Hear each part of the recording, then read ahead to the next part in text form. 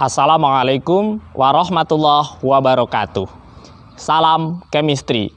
Sahabat-sahabat alkemi, kita telah membahas jika suatu garam dilarutkan di dalam air, maka sifat garam itu tergantung dari asam dan basa pembentuknya.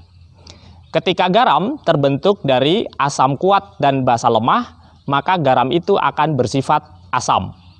Ketika dibentuk dari basa kuat dan asam lemah, maka garam itu akan bersifat basa, dan ketika dibentuk dari asam lemah dan basa lemah, maka sifat garam itu tergantung pada harga Ka dan Kb dari asam dan basa pembentuknya. Nah, dalam video ini kita akan membahas bagaimana menentukan pH garam terhidrolisis, terutama yang dibentuk dari asam kuat dan basa lemah. Baiklah, kita simak bersama presentasinya. Sahabat-sahabat alkemi, dalam video sebelumnya kita sudah mempelajari bahwa sifat pH garam terhidrolisis itu dapat diidentifikasi dari komponen asam atau basa yang lebih kuat. Bila larutan garam terbuat dari asam kuat dan basa kuat, maka larutan garam itu akan bersifat netral. Jika terbuat dari asam kuat dan basa lemah, akan bersifat asam. Jika terbuat dari asam lemah dan basa kuat, maka akan bersifat basa. Serta jika keduanya lemah, maka sifat larutan garam itu akan tergantung pada harga Ka dan Kb. Jika Ka-nya lebih besar berarti bersifat asam. Jika Kb-nya yang lebih besar bersifat basa. Nah, dalam video ini kita akan membahas tentang pH garam dari asam kuat dan basa lemah. Karena terbuat dari asam kuat dan basa lemah, maka larutan garam itu akan bersifat asam atau menghasilkan H+. Nah, larutan garam ini dapat dibuat dengan dua cara sebagaimana yang sudah dibahas dalam video sebelumnya, yaitu dengan melarutkan garam. Misalnya NH4Cl, nah ini berasal dari asam kuat dan basa lemah, atau FeSO4, amonium nitrat, aluminium klorida, dan lain sebagainya. Atau yang kedua, dengan mereaksikan asam kuat dengan basa lemah, membentuk garam, di mana keduanya harus habis bereaksi. Ini contohnya 50 ml NH3. Nah, NH3 ini adalah basa lemah dicampur dengan 50 ml HCl. Nah, HCl ini adalah asam kuat. Tapi syaratnya kedua reaktan harus sama-sama habis. Nah, kita cek dulu.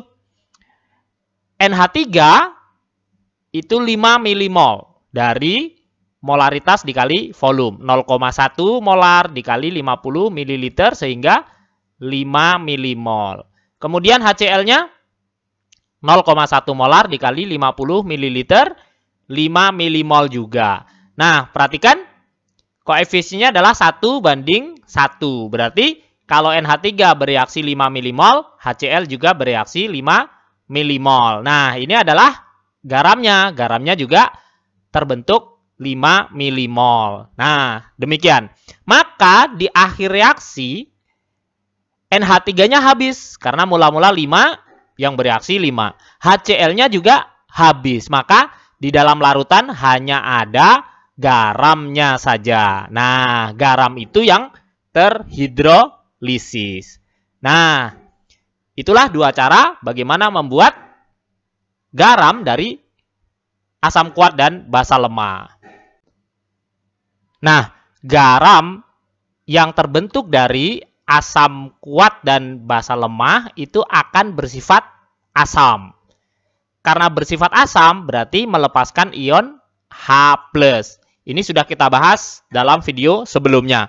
Nah, kita akan mencari konsentrasi H+ dalam larutan garam itu supaya kita bisa menentukan harga pH-nya. Misalnya, jika kita mempunyai garam NH4NO3. Nah, NH4 ini berasal dari NH4OH, basa lemah, dan NO3 ini berasal dari HNO3, yaitu asam kuat. Nah, kalau dilarutkan dalam air, dia akan terion menjadi NH4+ dan NO3-. NH4+ ini akan mengalami reaksi hidrolisis dengan air, menjadi basanya kembali. Nah, reaksinya adalah ini NH4+, karena ini positif, mengambil OH- dari air, sehingga melepaskan H+. Nah, kita akan mencari berapa konsentrasi H+-nya. Karena reaksinya adalah kesetimbangan, maka kita bisa menuliskan harga tetapan kesetimbangannya.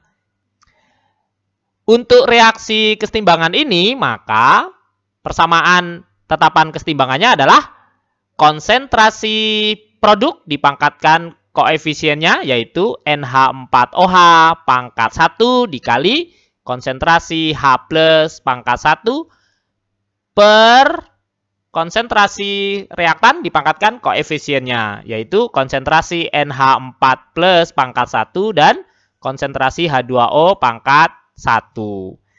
Karena konsentrasi H2O ini dianggap tetap, maka kita bisa memindahkan menjadi persamaan ini.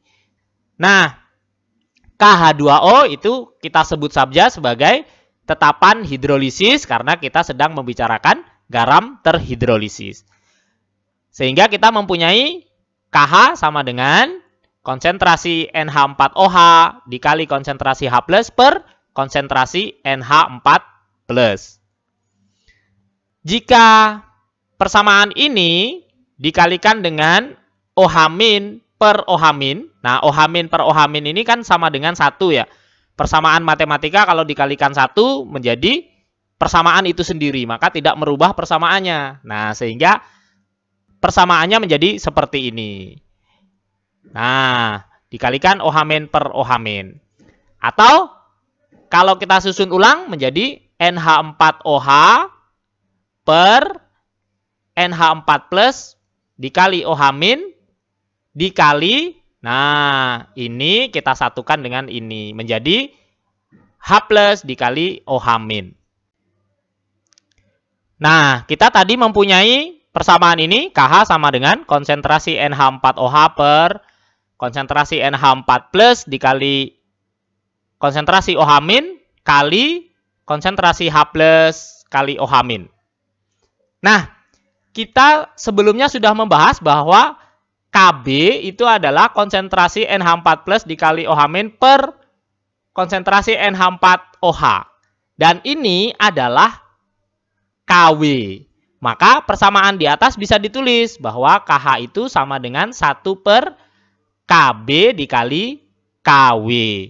Sehingga kita bisa menuliskan KH sama dengan KW per KB atau KH sama dengan 10 pangkat min 14 per KB. Diingat kembali, pada temperatur 25 derajat dan tekanan 1 atmosfer, harga KW itu 10 pangkat min 14. Dari reaksi hidrolisis NH4+ ditambah H2O setimbang dengan NH4OH plus H+, kita dapat mengetahui bahwa pada keadaan setimbang, konsentrasi NH4OH itu sama dengan konsentrasi H+.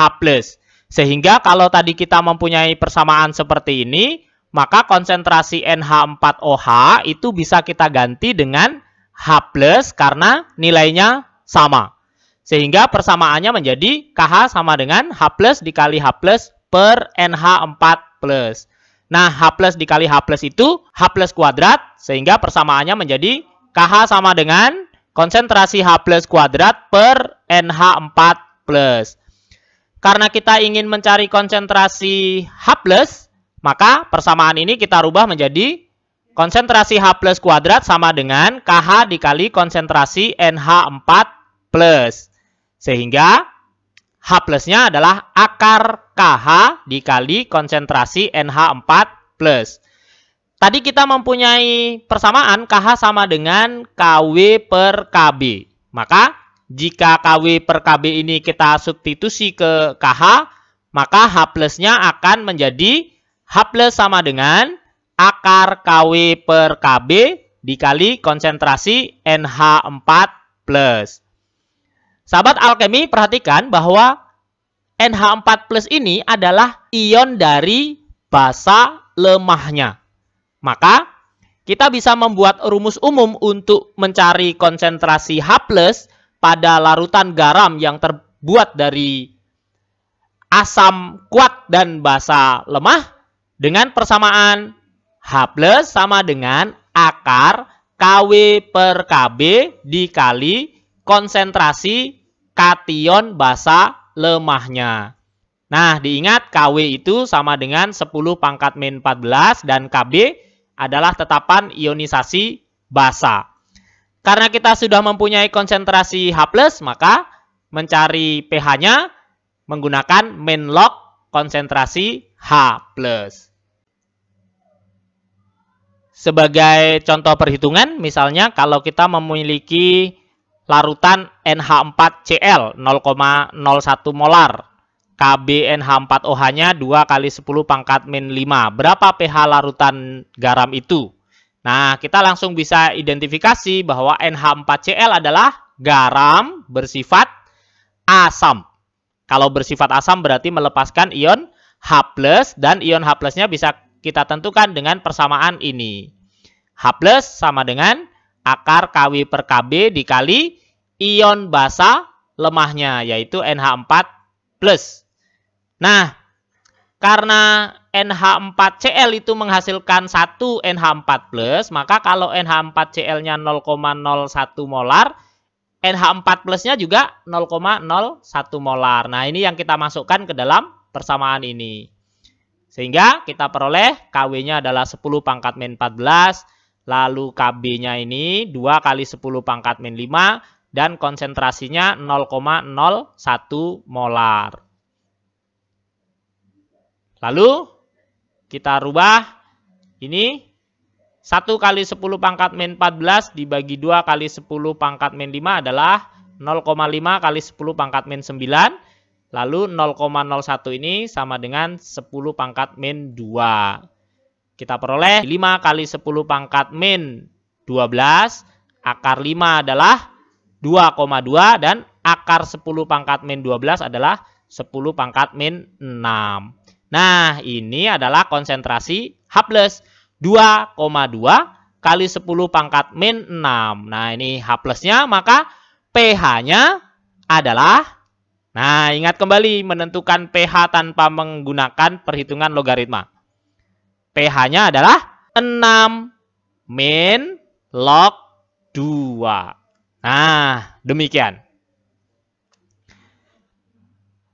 Contoh kedua, sebanyak 200 ml NH3 0,1 molar dicampur dengan 100 ml H2SO4 0,1 molar. Berapa pH campuran tersebut? Nah, kita ketahui bahwa NH3 itu basa lemah, H2SO4 itu asam kuat, maka jika bercampur akan terjadi reaksi. Apakah reaksinya selalu menghasilkan garam terhidrolisis? Belum tentu.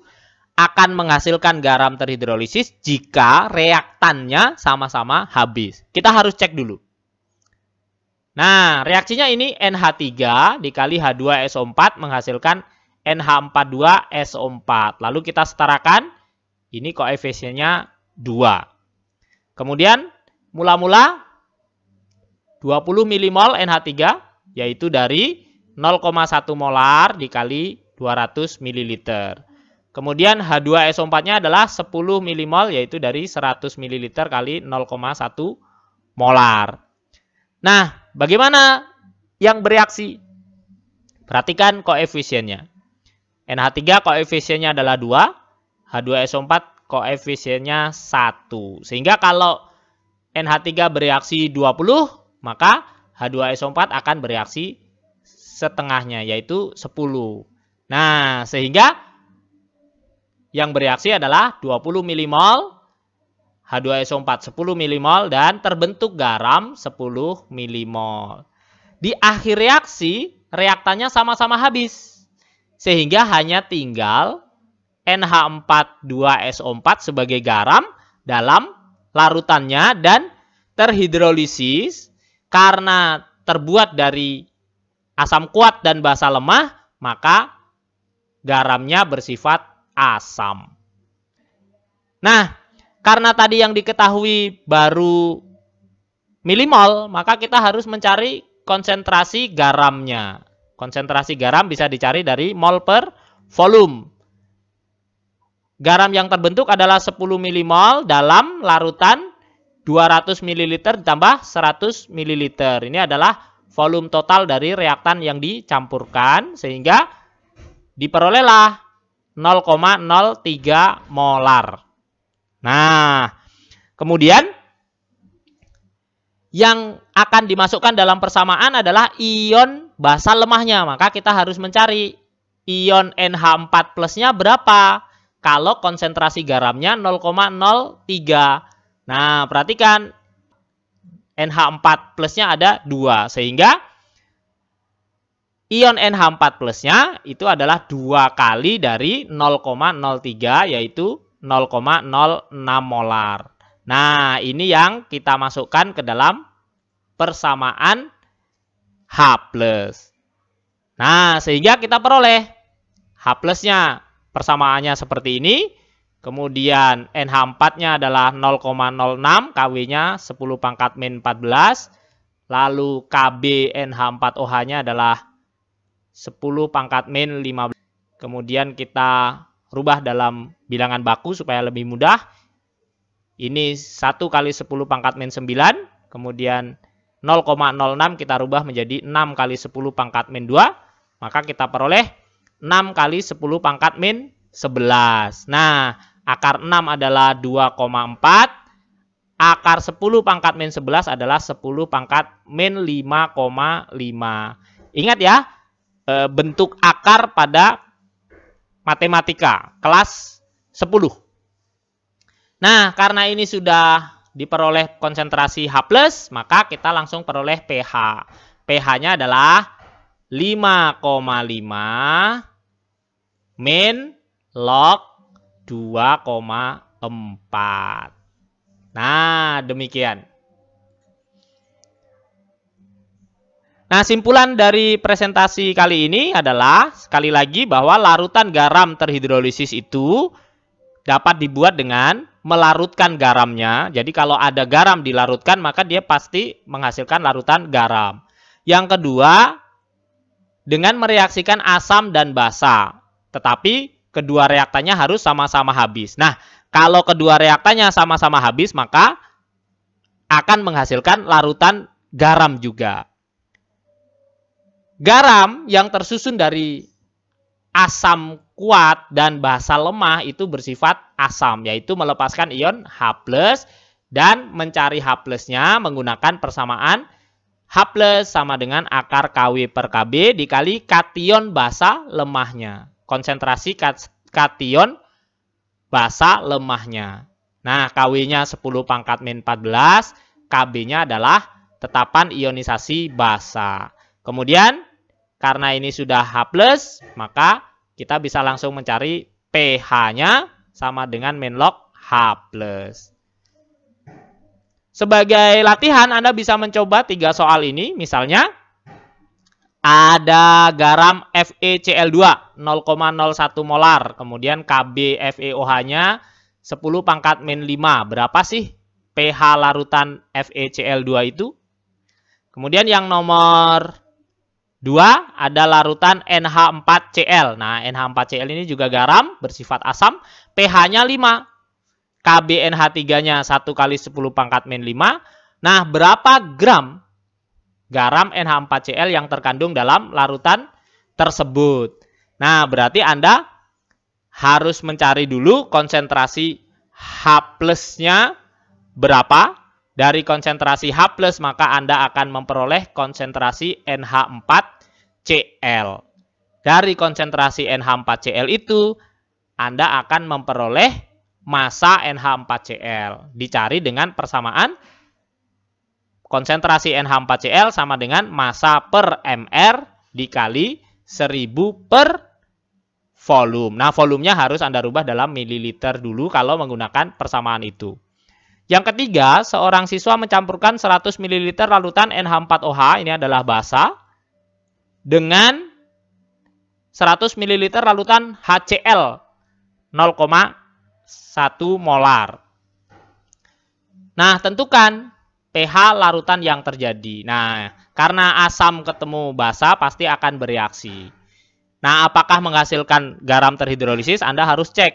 Kalau reaktannya sama-sama habis, maka akan menghasilkan garam terhidrolisis.